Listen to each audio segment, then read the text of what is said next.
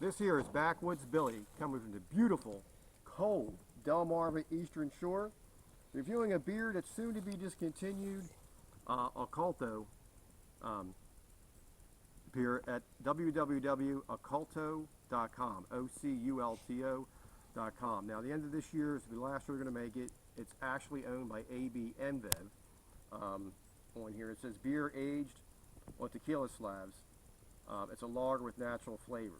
Now, what they actually do with this is it's a blended beer in the fact that part of the beer is aged on tequila slabs and part of the beer is just regular beer, and it's aged, and they mix the two beers to combine them.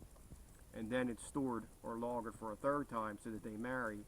Then it's when it's bottled, it's carbonated, and that's how you're going to get it. Now, the idea of this is I'm just going to have a picture. I'll put it in there now. Well, if you don't, you can look online. The eyes on the skull and the nose glow blue when it's cold. So as you can see, it's about 40-some degrees, 50 degrees here today, well 50-some. The beer is going to be warmer. It's going to be like 60 degrees, so I get a better flavor profile of it. And I actually aged this when I got to notice the difference in aging it versus not, which was kind of stupid on my part because I didn't ever discontinue it. But it has some cool features like that, and the bottle has a neat shape to it, like with little grooves in it. And it was really marketed at the Millenniums because they want stronger alcohol content and 6% alcohol by volume. A lot of beers 4%, 4.5, 5.5. So 6 is not really that high up there, but a little bit higher. And they want a drink that's more like a mixed drink. Not just the typical beer, so like the flavored beers you see, like people are drinking the Smirnoffs, ice, the wine coolers, the flavored malt beverages, blah blah blah, going on. So that's kind of what it was aimed at. Now, I thought it was kind of cool, so I thought I'd give it a try on this one. So get up here.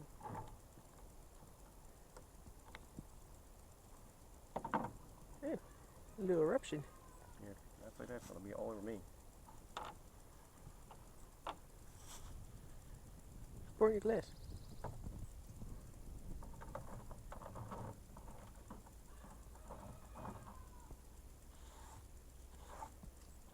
don't want to be wearing fucking Party foul. He's spilling the beer.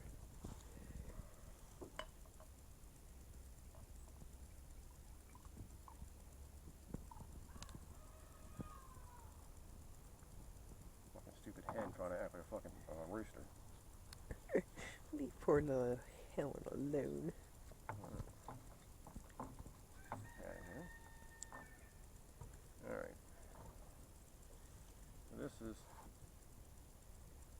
this got a little tequila smell. It's got the agave plant, and the agave plant is what they use to make tequila out of as well. So that's another thing in here. And also, part of the way that the beer is going to have a sweet taste to it, and it's going to have the higher alcohol content. The agave plant, we sweeten stuff with agave a lot. Like you make a protein shake, certain smoothies, because unlike honey, where it's thick when it's cold or thin when it's warm, it just stays consistent.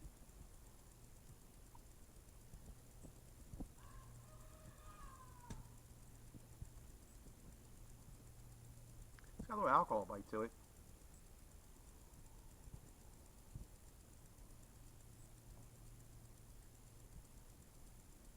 It smells like tequila, a little bit like the sweetness in the agave, and to me it actually has like a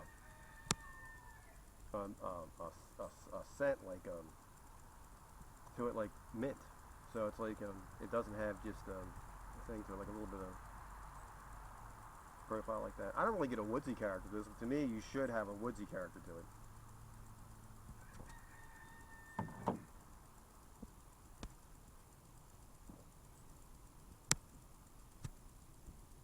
I get like a hint of mint.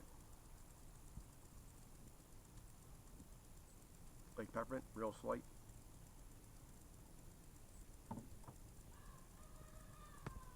So kind of like a mojito thing in this, or? Doesn't say it's in there. But there is mint to it. Doesn't have very much lacing. It does have a lot of carbonation. Got nice color. Yeah, I would say that the color of this is going to be that of leaning towards dark, a medium dark golden color with a slight hint of amber. It's like a medium gold, but I'd say it towards the dark end of medium on the gold part. So I mean, it's it's a nice color to it. It's a nice sight of the bottle. I'm just not a fan of the taste.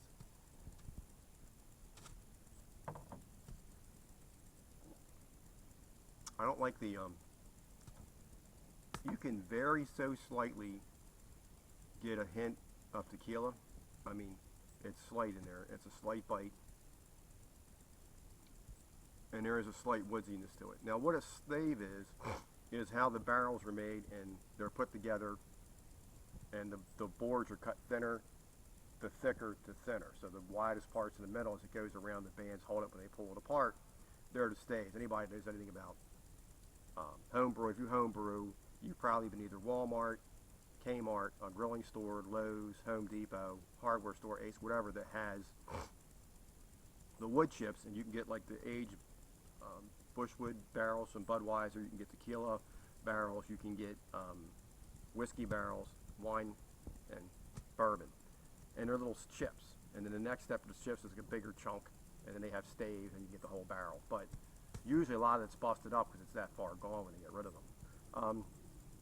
It's hard to get the barrels unless you find a smaller place. Like you get a Jack, you're not going to get very hard to get one Jack Daniels.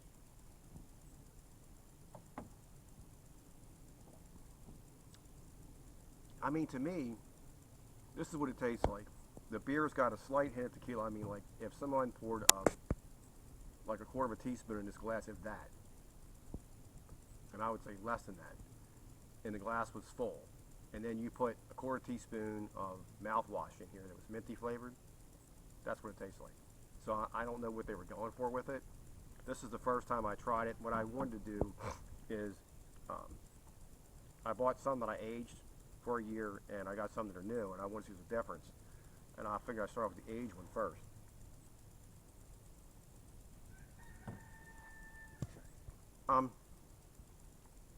I have to say this. I can see why they were. When I heard they were discontinuing it, I thought, well, it's only been out not even 2 years yet, and they're going to get rid of it. I mean, if their beers don't do a certain amount of volume, they just get rid of them. They put stuff out. If it doesn't hit the mark, they discontinue it, move to the next project.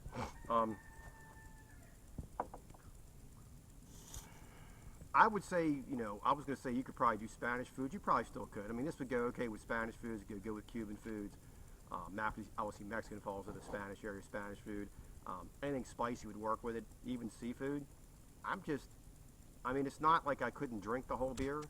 It's just not something I would buy again. It's probably worth a try before they get rid of it. But it's got a mint hit to it. I don't understand why you're putting mint in there. It's not a mojito. You know what I'm saying? Mojito, don't, you know what I'm saying? It's got rum, not tequila. But I don't know what they were thinking about with it. It's Backwoods Billy. I'll give it half a thumb. I don't want to give it a whole thumb up. I think it's okay to try it. I wouldn't say that it's something that you're going to pour down a drain, or I wouldn't finish it.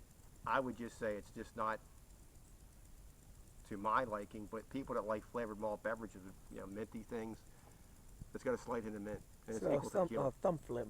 Pardon me? A thumb flip.